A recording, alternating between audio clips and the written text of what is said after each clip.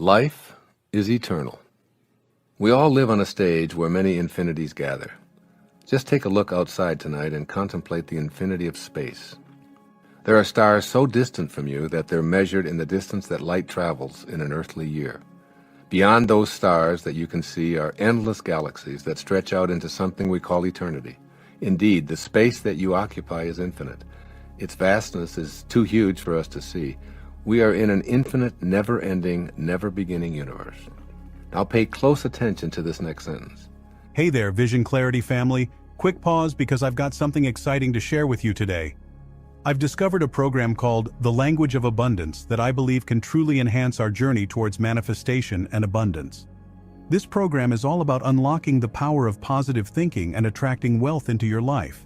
It's simple, easy to follow, and has been praised by many for its effectiveness. Check out the link in the description below to learn more and get your hands on this life-changing tool today. Remember, we're all about growth and positivity here, and I believe this could be a great step forward for many of us. Stay blessed and keep manifesting. Now let's get back to our session. If life is infinite, then this is not life. Really let these words sink in. If life is infinite, then this is not life. We can see this in everything that we scrupulously observe. Therefore, we must conclude that life, in terms of our body and all of its achievements and possessions, which without exception begin and end in dust, isn't life itself. Grasping life's true essence could radically change your life for the better. This is an enormous inner shift that eliminates fear of death. How can you fear something that doesn't exist? And connects you permanently to the infinite source of creation that intends everything from the world of infinite spirit into a finite world. Learn to be comfortable with the concept of infinity and see yourself as an infinite being. Your fear of the infinite. We are all in bodies that are going to die, and we know this, yet we can't imagine it for ourselves, so we behave as if it weren't so. It's almost as if we're saying to ourselves, everybody dies but me. This is attributable to what Freud observed. Our death is unimaginable, so we simply deny it and live our lives as if it weren't going to die, because of the terror that our own death instills. As I sat down to write the chapter on infinity, I said to a friend that my goal was to leave the reader, and you, the listener, with a complete absence of the fear of death. Let me know if it touches you in that way, even on a minor scale. Your own death. Essentially, there are 2 points of view regarding this dilemma of your own death. The first says that we're physical bodies that are born and we go on to live for a while, and then ultimately we deteriorate. Our flesh wears out and then we die and are dead forever. This first perspective, if you embrace it either consciously or otherwise, is terrifying from our alive point of view. Unless you embrace the second point of view, it's completely understandable that you would fear death. Or you may welcome it if you hate or fear life. The second point of view says very simply that you're eternal, an infinite soul in a temporary expression of flesh. The second point of view says that only your physical body dies, and that you were whole and perfect as you were created, and that your physicalness emanated from the universal mind of intention. That universal mind was and is formless. It's the pure energy of love, beauty, kindness, and creativity, and it can't die since there are no forms involved. No form, no death, no boundaries, no deterioration, no flesh, no possibility of it wasting away. Thus, spirit is present in its entirety everywhere, which includes you. You can never be separate from it. You'll learn to laugh at the absurd idea that you could ever be separate from the universal mind. It's your source. You are it. God is the mind through which you think and exist. It's always connected to you, even if you don't believe in it. Even an atheist doesn't have to believe in God to experience God. The question then becomes not whether your body is going to die, but rather on what side of infinity do you wish to live? You have 2 choices. Either you live on the inactive or the active side of infinity. In either case, you have an appointment with infinity, and there's no way to avoid it. Your appointment with infinity. Eternity is now, right here. You're an infinite being. Once you get past the fear of death as an end, you merge with the infinite and feel the comfort and relief that this realization brings. We identify everything in this material world through a space-time continuum. Yet infinity has no preference for time and space. You aren't the elements that make up your body. You merely make use of the elements. You go beyond space and time and are merged with the infinite universal mind. If you haven't recognized it, it's because of your fear. You can keep your appointment with infinity while you're in your temporary body with its slavish adherence to time and space. My objective in this chapter is to help you to realize and do this. If you make this merger, I assure you of a life without fear of death. When your infinite soul leaves the body, it's no longer subject to the constraints of time and space. Separation can no longer interfere with you. So my question to you isn't about whether you believe you have an appointment with infinity, it's about when you're going to keep that inevitable appointment. You can either do it now while you're still alive in your body in the illusion of time and space, or you can do it at death. If you decide to make your appointment with infinity while you still live and breathe, it's like learning to die while you're alive. Once you make this transition to the active side of infinity, your fear of death dissolves and you laugh at the folly of death. Understand your true essence. Look death squarely in the face and break the shackles of slavery to that fear. You do not die. Announce it. Meditate on it. Look at it from this angle. If you're not an infinite being, what would be the purpose of your life? Surely not going through the motions of being born, working, accumulating, losing it all, getting sick, and dying. By waking up to your infinite essence and staying connected to the 7 faces of intention, you begin to free yourself of the limitations your ego has placed on you. You set in motion the guidance and assistance of the infinite universal mind to work with you. And most of all, you feel the peace that overtakes you when you expel your fear of death and mortality. I'm touched by the stories of great spiritual teachers leaving this earthly plane feeling blissful and fearless. They banished all doubt, extricated all fear, and met infinity head-on with grace. Here are the final words of a few of the people I've long admired. The hour I have long wished for is now come. Teresa of Avila. Let us be kinder to one another. The last words of Aldous Huxley. If this is death, it's easier than life. The last words of Robert Louis Stevenson. This is the last of earth. I am content. John Quincy Adams. I shall hear in heaven. Ludwig van Beethoven. Light, light, the world needs more light. Johann von Goethe. I am going to that country which I have all my life wished to see. William Blake. It's very beautiful over there. Thomas Edison. Ram, Ram, Ram. God, God, God. Mahatma Gandhi. Why not write your own final words now and make your transition to being an infinite being while you still occupy your body? As you consider your appointment with infinity, look at how most of us live our lives. We know we're in a body that's going to die, but we behave as if it's not going to happen to us. This viewpoint is from the inactive side of infinity, where we don't see our connection to intention and our ability to stay in harmony with our creative spirit. Let's examine the essential difference between keeping your appointment with infinity now or at your own death. In one case, you'll be on the active side of infinity, and in the other, you'll avoid it by being on the inactive side. The active versus the inactive sides of infinity. On the active side of infinity, you're fully cognizant that you're in a body that's going to die. Furthermore, your inner knowing is that you aren't that body, its mind, or any of its achievements and possessions. On this active side of infinity, you are first and foremost an infinite spiritual being having a temporary human experience, and you do all of your living in all of your relationships from this very perspective. On the inactive side of infinity, your experience of life is quite the opposite. Here, you're first and foremost a human being having an occasional spiritual experience. Your life is guided by a fear of death, a separation from others, a competitive style, and a need to dominate and be a winner. The inactive side of infinity separates you from the power of intention. Here are some of the distinctions that I see between those who live in the active side of infinity and those who deny their eternal nature and opt for the inactive side of infinity. A sense of destiny. In the active side of infinity, your connection to intention will no longer be thought of as an option, but as a calling that you must heed. The inactive side of infinity leads you to see life as chaotic, purposeless, and meaningless, while your position on the active side of infinity leads you to fulfill a destiny that you feel deep within you. Your sense of destiny lets you know that you're playing this game of life on the active side of infinity. Prior to accessing your sense of destiny, your motivation was what you wanted out of life and what you'd like to do. On the active side of infinity, you realize that it's time to do what your destiny intended you to do. Wallowing around hoping things will work out, waiting for your luck to change, and hoping others will come through for you no longer feels right. Your sense of destiny allows you to realize, I am eternal, and that means that I showed up here from the infinitude of spiritual intention to fulfill a destiny that I must act upon. You begin stating your objectives in the language of intention, knowing they'll materialize. You enlist the power of intention to keep you on track. It can't fail because there's no failure in the infinite.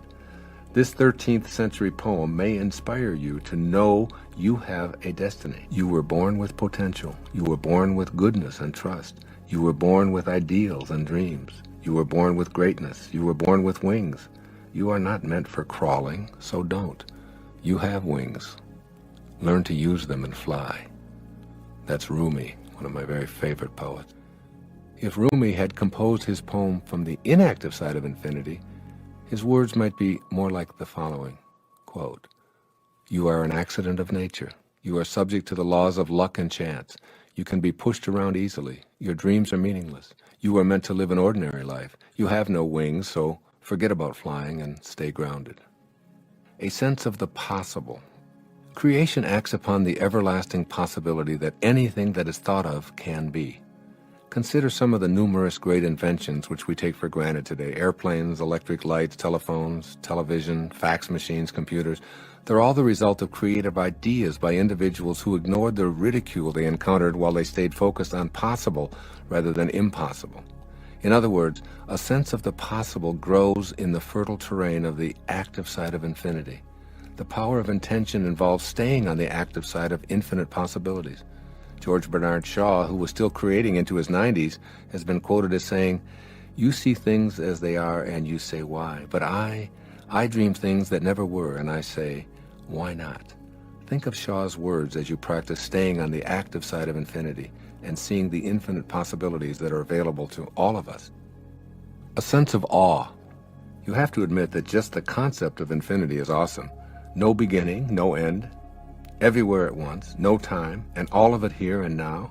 The fact that you're a part of this infinite universe and that you emerged into the finite is mind-boggling. It defies description. The active side of infinity inspires a sense of awe. When you're in a state of awe, you're in a persistent state of gratitude. Perhaps the surest way to happiness and fulfillment in life is to thank and praise your source for everything that happens to you. Then, even when a calamity arises, you can be assured that you'll turn it into a blessing. By giving authentic thanks for all the good you now have, as well as the challenges, through this magnetism, you'll start the flow of more good into your life. Every successful person I know is grateful for everything they have. This process of giving thanks opens the door for more to come. It's how being an active infinity works.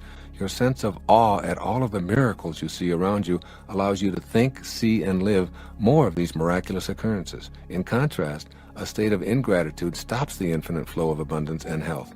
It's a door closer. A sense of humility. The active side of infinity fosters a sense of humility. When humility enters your soul, you know that you're not alone in this world because you sense the heart of the power of intention, which is in each and every one of us. To quote the Talmud, "Even if you be otherwise perfect, you fail without humility," unquote. When you embrace the active side of infinity, you're looking at something so enormous that your little ego is dwarfed in the process. You're looking out at forever, and your little life is but a tiny parenthesis in eternity.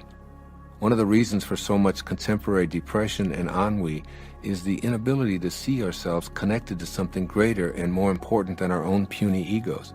Young people whose primary focus is on their possessions, their appearances, their reputations with their peers, in short, their own egos, have very little sense of humility. When the only thing you have to think about is yourself and how you appear to others, you've distanced yourself from the power of intention. If you want to feel connected to your own purpose, know this for certain. Your purpose will only be found in service to others and in being connected to something far greater than your body, mind, ego. A sense of generosity.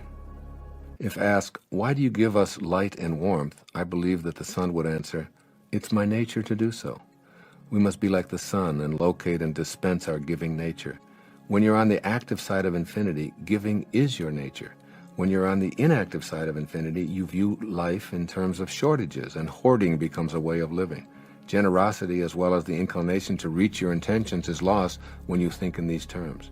If you can't see an infinite universe with infinite supply and infinite time and an infinite source, you'll be inclined to hoard and be stingy. The power of intention is paradoxically experienced through what you're willing to give to others. I love Swami Sivananda's advice, and I encourage you to consider it here. Everything that he suggests, you own in infinite amounts.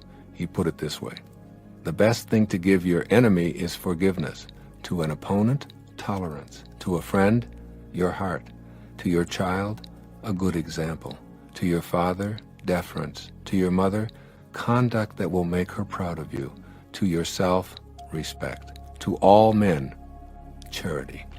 Make giving a way of life.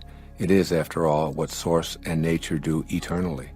I've heard it said about nature that trees bend low with ripened fruit, clouds hang down with gentle rain. Thanks for watching. Before we wrap up, I want to remind you about the Language of Abundance program I mentioned earlier. It's a game changer for anyone on a manifestation journey. Simple, effective, and designed to help you attract prosperity. If you're ready to take your journey to the next level, click the link below. Remember, we're all about positivity and growth here. So let's keep manifesting and creating the life we desire. Until next time, stay blessed and keep your vision clear.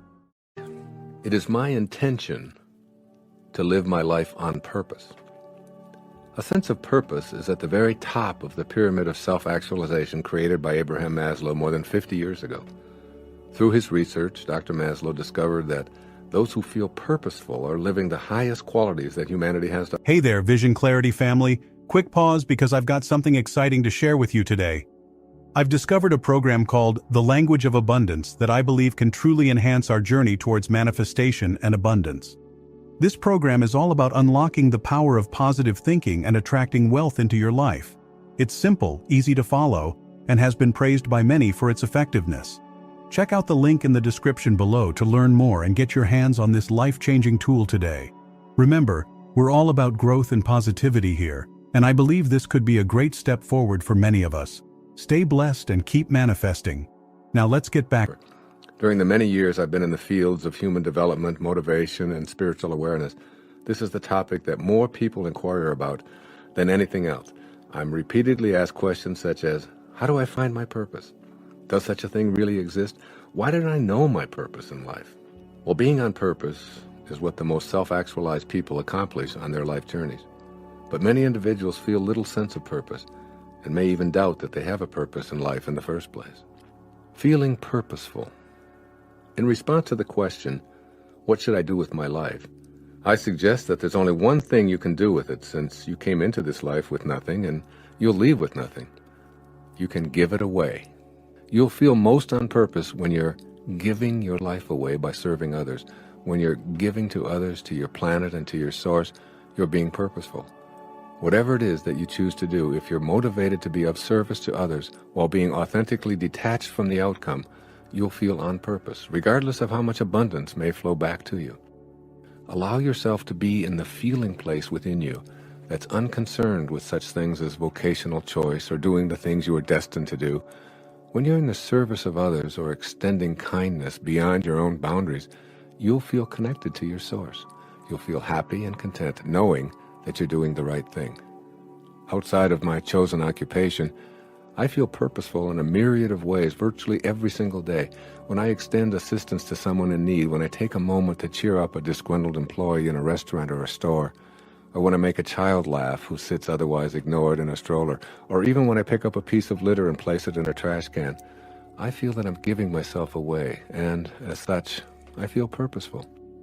Essentially what I'm saying here is this: stay on purpose by expressing the 7 phases of intention, and the details will find you. You'll never, ever again have to ask what your purpose is or how to find it. Your purpose will find you. In a previous chapter, I reviewed the obstacles to connecting to intention and pointed out that our thoughts are one of the major roadblocks. I stressed that we become what we think about all day long. What thoughts do you have that inhibit you from feeling as if you're on purpose in your life? For instance, if you think that you're separate from your purpose and that you're drifting without direction throughout your life, then that's precisely what you'll attract. Suppose instead that you know this is a purposeful universe where your thoughts and your emotions and your actions are all a part of your free will and are also connected to the power of intention. Suppose that your thoughts of being purposeless and aimless are really a part of your purpose. Just as the thought of losing someone you love makes you love them even more, or an illness makes you treasure your health, supposing that it takes the thought of your unimportance to make you realize your value. When you're awake enough to question your purpose and ask how to connect to it, you're being prodded by the power of intention. The very act of questioning why you're here is an indication that your thoughts are nudging you to reconnect to the field of intention. What's the source of your thoughts about your purpose? Why do you want to feel purposeful? Why is a sense of purpose considered the highest attribute of a fully functioning person? The source of thought is an infinite reservoir of energy and intelligence. In a sense, thoughts about your purpose are really your purpose trying to connect to you. This infinite reservoir of loving, kind, creative, abundant energy grew out of the originating intelligence and is stimulating you to express this universal mind in your own unique way. Your silent inner knowing. Esteemed psychologist and philosopher William James once wrote, quote, "In the dim background of our mind, we know meanwhile what we ought to be doing, but somehow we cannot start. Every moment we expect the spell to break, but it does continue pulse after pulse, and we float with it," unquote. In my experience as a therapist and as a speaker talking with thousands of people about their lives, I've come to the same conclusion. Somewhere, buried deep within each of us, is a call to purpose. It's not always rational, and it's not always clearly delineated, and sometimes even seemingly absurd, but the knowing is there. There's a silent something within that intends you to express yourself. That something is your soul. It's telling you to listen and connect through love, kindness, and receptivity to this power of intention. That silent inner knowing will never leave you alone. You may try to ignore it and pretend it doesn't exist, but in honest, alone moments of contemplative communion with yourself, you sense the emptiness waiting for you to fill it with your music. It wants you to take the risks that are involved and to ignore your ego and the egos of others who tell you that an easier, safer, or more secure path is best for you. My daughter Sky is an example of what I'm presenting here. Sky has known since she could first speak that she wanted to sing. It was almost as if she showed up here in the world with a destiny to sing for others. Over the years, she's sung at my public appearances, first as a 4-year-old, and then at every age up until her 22nd year. She's also sung on my public television specials, and the reaction to her singing has always been gratifying. As a student immersed in a music program at a major university, Sky studied from academic and theoretical perspectives. One day in her junior year, we had a discussion that centered on her purpose and the silent knowing she's always had. "Would you be upset," she asked of me, "if I left college? I just don't feel like I can do what I know I have to do by sitting in a classroom and studying music theory any longer. I just want to write my own music and I want to sing. It's the only thing I think about. It's what my whole life is, but I don't want to disappoint you and Mom." How could I, who tells his readers not to die with their music still in them, tell my 22-year-old daughter to stay in college because that's the right way, and it's what I did? I encouraged her to listen to the silent knowing that I've seen evidence of since she was a toddler, and to follow her heart. As Gandhi once said, "To give one's heart is to give all." This is where God exists in Sky, and in you. I did ask Sky to make a supreme effort to live her purpose by serving those who will listen to her music, rather than focusing her attention on becoming famous or making money. I said, "Let the universe handle those details." I reminded her, "You write and sing because you have to express what is in that beautiful heart of yours." I then asked her to think from the end and act as if all that she wanted to create for herself was already here, waiting for her to connect to it. Recently, she voiced dismay at not having her own CD out in the world, and she was acting with thoughts of not having a CD out in the world. Consequently, no CD and lots of frustration. I strongly urged her to start thinking from the end by seeing the studio being available, the musicians ready to collaborate with her, the CD as a finished product, and her intention as a reality. I gave her a deadline to have a CD completed that I could make available at my lectures. I told her that she could sing to these audiences as she has done sporadically in her life, as well as on my public television pledge shows. Her thinking from the end materialized everything she needed, and the universal spirit began to work with her unbending intent. She found the studio, the musicians she needed magically appeared, and a publisher agreed to produce the CD. Sky worked tirelessly day after day, singing her own favorites, as well as several that I had wanted her to sing at my appearances.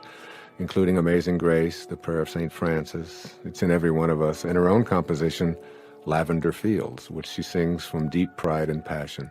And lo and behold, today her CD, titled This Sky Has No Limits, is now out and is being offered to the public whenever she sings at my lectures.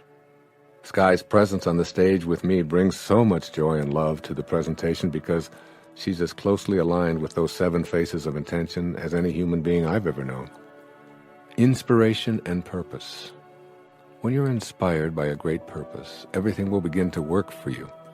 Inspiration comes from moving back in spirit and connecting to the 7 faces of intention.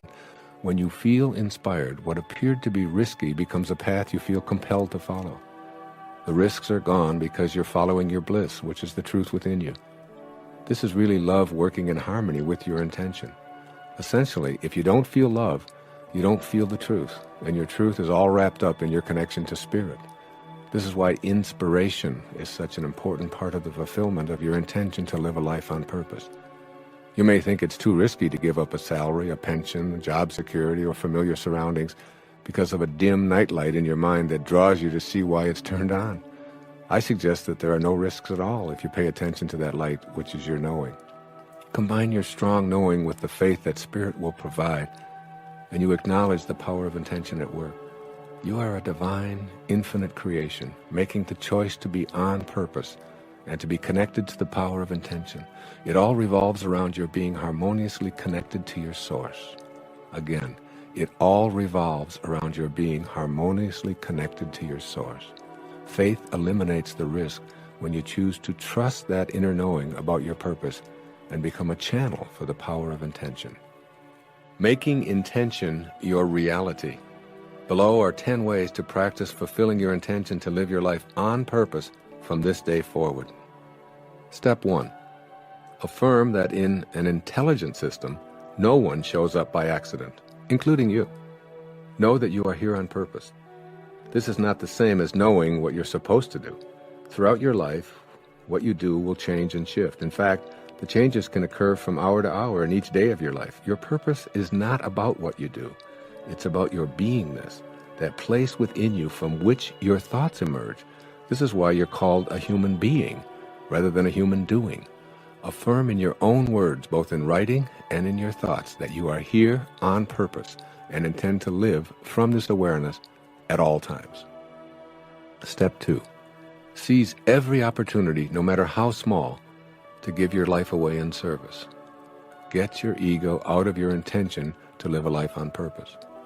Whatever it is that you want to do in life, make the primary motivation for your effort something or somebody other than your desire for gratification or reward.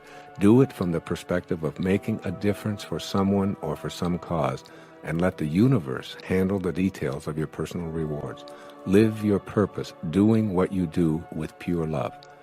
Then you'll co-create with the power of this universal mind of intention, which is ultimately responsible for all of creation. Step 3. Align your purpose with the field of intention.